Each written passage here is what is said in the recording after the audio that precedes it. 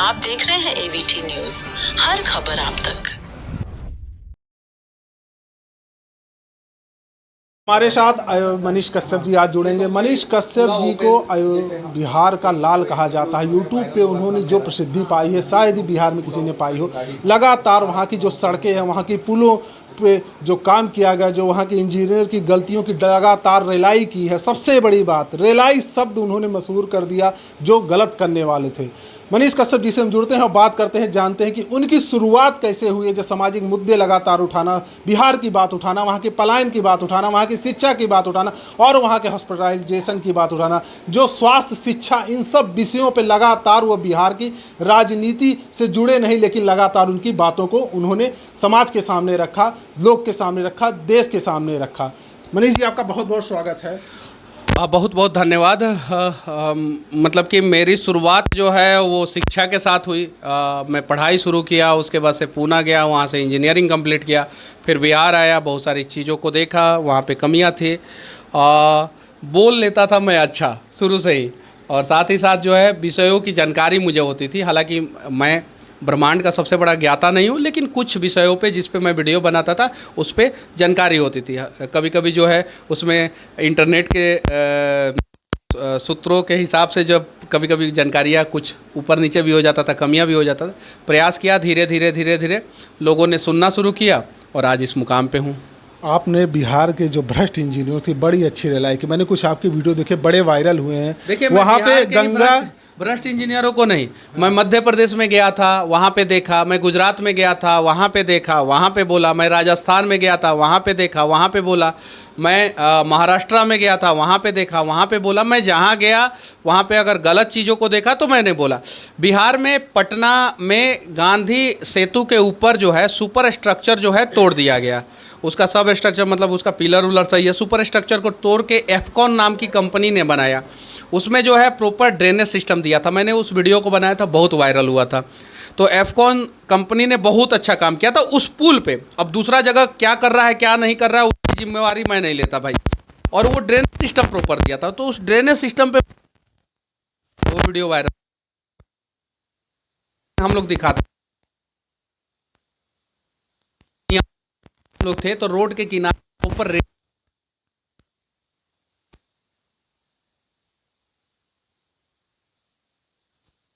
मनीष जी, अयोध्या के विषय में क्या कहें?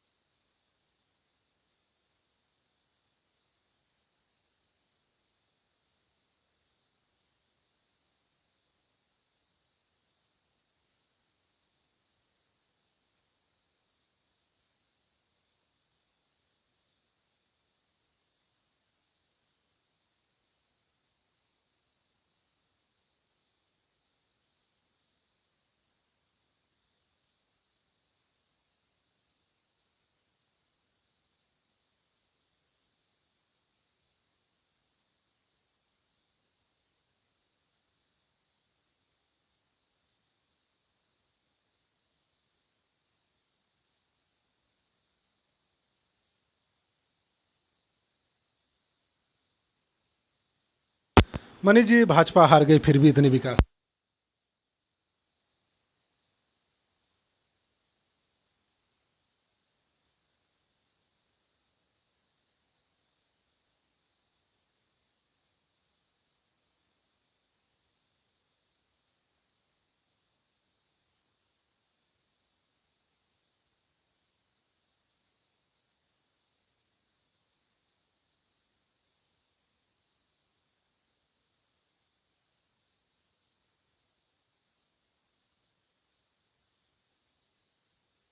कर्नाटका में, तो पहले कर्नाटका में बढ़ाया गया। देखिए, मुझसे पूछिएगा सवाल, मैं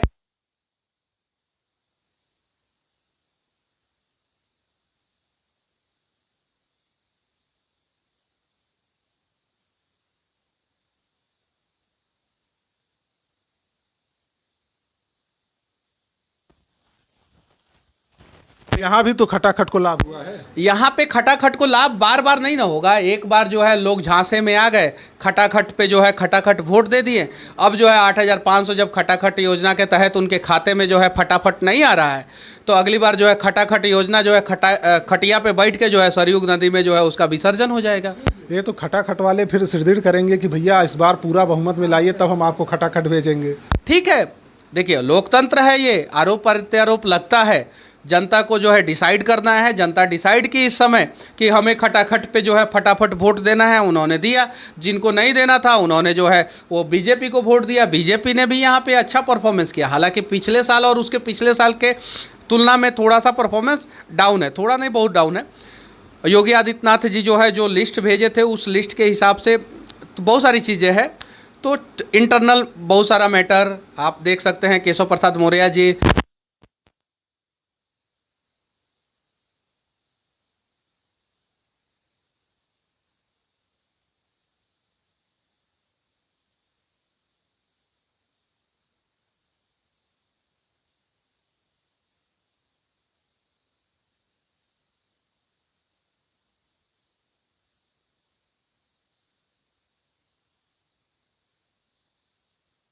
मनीष जी, बिहार के लिए क्या चाहते हैं? वहाँ क्या मूलभूत अभी कमियां बहुत ज़्यादा पैमाने पर?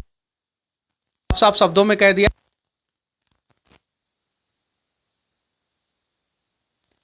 पैरामीटर होता है और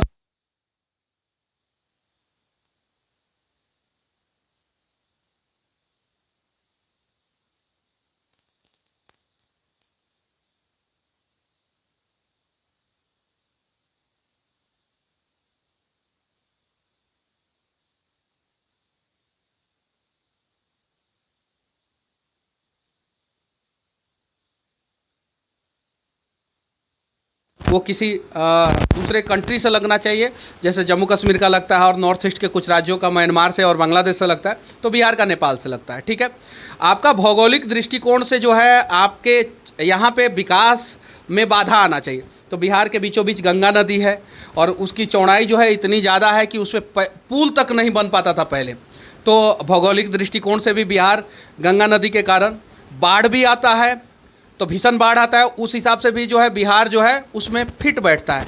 अब पता नहीं कौन सा पैरामीटर है उसमें जो है बिहार फिट नहीं बैठा, इसलिए बिहार को नहीं दिया गया। लेकिन जो मेरी जानकारी है, मैं थोड़ा कम पढ़ा लिखा हूँ और मैं अपने बुद्धि इंजीनियर हैं तो हाँ मतलब उन लोगों से कम पढ़ा लिखा हूँ ना, तब तो यहाँ पे आपको बोल रहा हूँ, वो लोग जो है वहाँ पे देश चला रहे हैं। तो जो मेरी जानकारी है उस जानकारी के हिसाब से पूरा देश का हर एक मुख्यमंत्री और हर एक नेता चाहता है कि हमें सस्ता मजदूर जो है हमारे यहाँ के फैक्ट्रियों को मिलना चाहिए। जैसे दशहरा, दीपावली, छठ, ठीक है, और होली, इन सीजन में जो है आपने देखा होगा कि पूर्वांचल और बिहार के मजदूर जब वापस आ जाते हैं तो बहुत सारे राज्यों की बहुत सारी फैक्ट्रियाँ जो है वो बंद हो जाती है और बहुत सारी फैक्ट्रियाँ जो है वो हाफ इफिशियंसी पे काम करना शुरू करती है। जैसे उसका प्रोडक्शन कैपेसिटी अगर 100% होता है तो मजदूर वापस आ जाते हैं तो 50% पे डाउन हो जाता है। तो ये सारी चीज़ें हैं, तो देश को चाहिए सस्ता लेबर। बिहार को विशेष राज्य का दर्जा मिल जाएगा, कंपनियां आ जाएगी, बिहार में खोल देगा, बिहार के लोग बिहार में रहना शुरू कर देंगे, तो तमिलनाडु का फैक्ट्री कौन चलाएगा? गुजरात में स्टैचू ऑफ यूनिटी और नरेंद्र मोदी जी के नाम पे स्टेडियम कौन बनाएगा? अहमदाबाद से दिल्ली तक, मुंबई तक जो है बुलेट ट्रेन कौन चलाएगा? सब बिहार के मजदूर है, जाइए देखिए। और ट्रेनों में भर भर के कौन जाएगा? बिहार और पूर्वांचल के लोग हैं।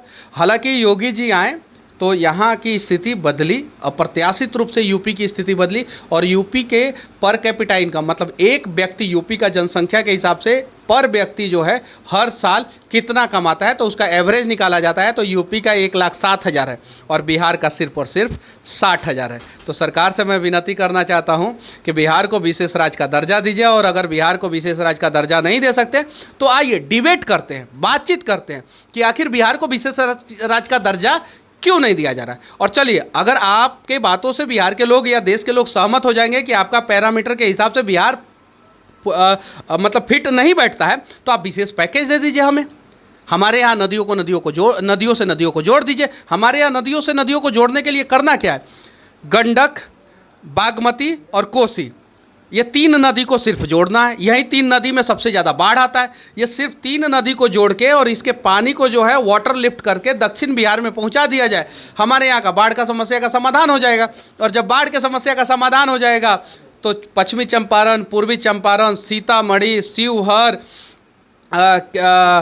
मधुबनी, दरभंगा, किशनगंज, इन सब क्षेत्रों, जो सीमांचल के क्षेत्र के लोगों का खेत जो है डूब जाता है और सब जाके दूसरे जगह पे मजदूरी करते हैं, वो लोग मजदूरी नहीं करेंगे, अपने खेतों में काम करेंगे और उनका पर कैपिटा इनकम जो है वो 2 लाख रुपया पर ईयर हो जाएगा, जो अभी 50-60 हज़ार रुपया पे है। तो पर कैपिटा इनकम बढ़ जाएगा, बहुत सारे राज्यों की बहुत सारी कंपनियां बंद हो जाएगी।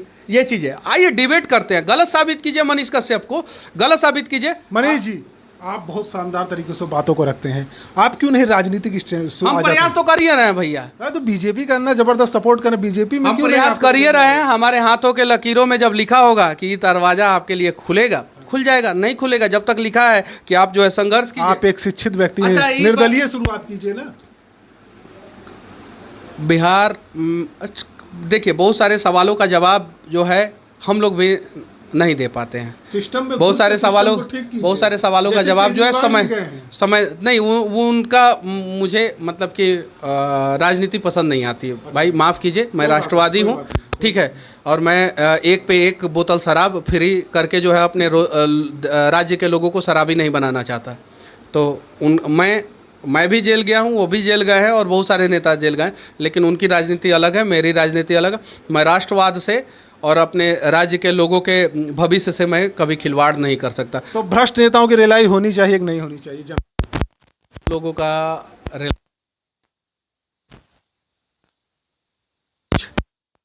आप नेताजी का करिए, ठीक है, सब लोग अलग अलग लोगों का करेगा, सही है कि नहीं? एक सब लोगों का हम कर देंगे। अब मान लीजिए कि हर जगह जो है सीआरपीएफ का 56 बटालियन थोड़ी लड़ता है। 56 बटालियन अगर बांग्लादेश के बॉर्डर पे है तो 57 बटालियन जो है वो नक्सल से उलवा ले रहा है। तो बीएसएफ जो है पाकिस्तान के बॉर्डर पे है, तो एसएसबी जो है नेपाल के बॉर्डर पे, आईटीबीपी जो है चीन के बॉर्डर पे है, आर्मी जो है बैक से सपोर्ट कर रहा है। हम जो है भ्रष्ट इंजीनियर, भ्रष्ट सिस्टम का रिलाई कर रहे हैं, आप भ्रष्ट नेता का रिलाई कीजिए। चलिए ठीक है, आज से हम जिम्मेदारी ले रहे हैं ना, सही है, आज से हम ले रहे हैं। मनीष जी हमारे सामने हैं, इन्होंने इंजीनियरों की रिलाई करने का ठेका लिया, वो किसका? जो भ्रष्ट है, क्योंकि ये अभियंता हैं, अच्छी तरीकों को उस चीज़ों को समझते हैं। तो थोड़ा मनीष जी हम भी थोड़ा राजनीति को पूरा समझ लेते हैं, तब भ्रष्ट नेताओं की रिलाई करते हैं। आइए 2 मिनट हम अपने महाराज जी से बात करेंगे और जानेंगे कि मनीष जी उनके सानिध्य में आए, उनका आशीर्वाद लेने आए हैं। मनीष जी, पहली बार नहीं, मैं बहुत हमेशा आते रहता हूँ। आशीर्वाद लीजिए। गुरु जी क्या कहना है? मनीष जी आपके सानिध्य में आपका आशीर्वाद लेने पहुँचे हैं। देखिए, मैं भगवान श्री सीताराम जी से प्रार्थना करता हूँ, भगवान रामलला जी की जब प्राण प्रतिष्ठा होने वाली थी उससे 1 महीने पूर्व से ही मनीष जी लगातार रामलला जी की प्राण प्रतिष्ठा में 4 चांद लगाने के लिए अपनी वाणी से, अपने कर्म से, अपने मन से और अपनी क्षमता से और अपने टीम के साथ लगे हुए थे उत्साह संवर्धन करने के लिए रामलला जी की प्राण प्रतिष्ठा का। तो मैं भी रामलला जी भगवान से ही प्रार्थना कर सकता हूँ और उनसे आग्रह करूँगा भगवान रामलला जी से कि आप बिहार के सर्वोच्च पद पे बैठें, ताकि बिहार के जो जनमानस हैं, जो बिहार के वासी हैं, जो बिहार के लिए लगातार ये विशेष दर्जा के लिए मांग कर रहे हैं और बिहार प्रदेश के लिए लगातार आवाज़ उठा रहे हैं, ये कोई सामान्य बात नहीं है, ये बहुत बड़ी बात है कि कोई भी व्यक्ति अपने लिए मांग उठाता है, अपने परिवार के लिए उठाता है, अपने जाति के लिए उठाता है, अपने समाज के लिए उठाता है, लेकिन प्रदेश के लिए आवाज़ उठा देना, प्रदेश के लिए लड़ना, पक्ष हो या विपक्ष हो, मतलब स्पष्ट बात कहना, ये अपने आप में बहुत बड़ी बात है। तो मैं तो चाहूँगा, भगवान रामलला जी से प्रार्थना करूँगा कि इनको बिहार का बड़ा पद मिले, जिससे बिहार के जो गरीब हैं, मजदूर हैं, किसान हैं, शोषित हैं, ऐसे लोग हैं, उन लोगों को ये संरक्षण कर सकें, उन लोगों को ये उस अपने दायरे में उनको संभाल सकें और बिहार जैसा आप कह रहे हैं कि विशेष दर्जा, वह अपने आप विशेष दर्जा हो जाए। आपके कर्तव्य से ही वो विशेष दर्जा को प्राप्त करे, इसके लिए हम भगवान से प्रार्थना करते हैं। तो आपने देखा महाराज जी का आशीर्वाद लेने आए हैं। जयराम दास जी श्री राम आश्रम रामकोट में स्थित है, यहाँ बराबर मनीष जी का आना जाना रहता है और महाराज जी आशीर्वाद दे रहे कि उच्च पद पे बैठे मनीष जी और उसके बाद बिहार का सर्वांगीण विकास करें। कैमरामैन कविलजीत के साथ मैं AVT न्यूज़ से आनंद त्रिपाठी, अयोध्या।